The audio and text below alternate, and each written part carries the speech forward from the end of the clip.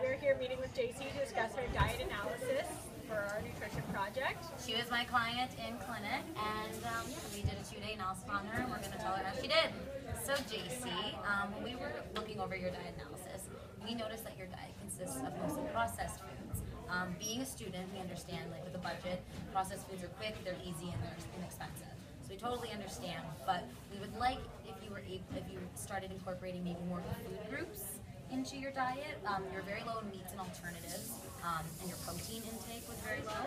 So with protein, it's very important for like muscles and energy, and it's a very important aspect of food. So we really like to see if you can increase your protein intake.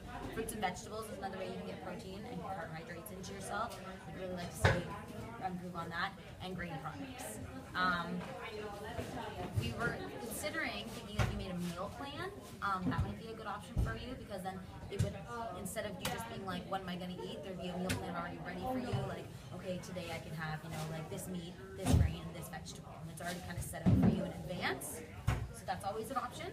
Definitely. And allowing you to plan in advance is going to leave you with more choice and option over. If you're able to do everything on a Sunday, I know Sunday is a super rest day for a lot of people and students. So if you're able to cook a few meals on Sunday, it'll lay out the rest of your week for you, so you're not in a panic.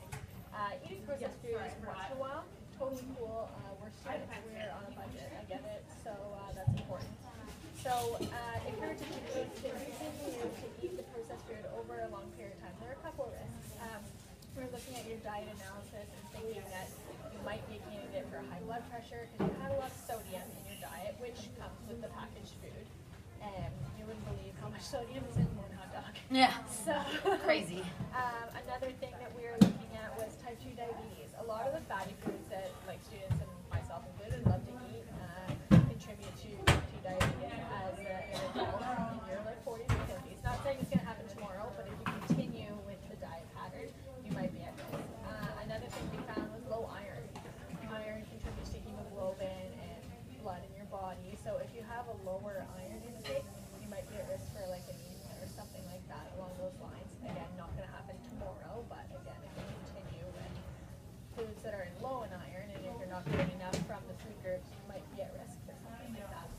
And now we don't want you to feel that we're totally ripping apart your diet, because there were some good aspects. Like on your sandwich, you did have cucumbers and tomato and lettuce. We just kind of want you to be more conscious of what is in your food and where your food is coming from, and try to have less packaged food in your diet, and maybe go to the produce section. And I know produce is always more expensive than the packaged stuff, but there's always fruits that are in season, and there's always coupons you can find, ways to get around the expensive of the produce.